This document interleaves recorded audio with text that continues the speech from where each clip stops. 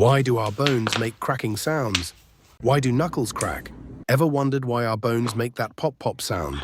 Let me tell you, but first, if you love this ytshorts, like and subscribe. If you don't like and subscribe, that mean you hate birds. If you love them, then comment heart. So our joints have a sticky fluid called synovial fluid. It helps bones move smoothly and prevents them from rubbing together. But when we stretch, this fluid stretches too, creating tiny air bubbles. And when they burst, pop, there's your sound, myth busted. Cracking your joints won't cause arthritis. So, crack away.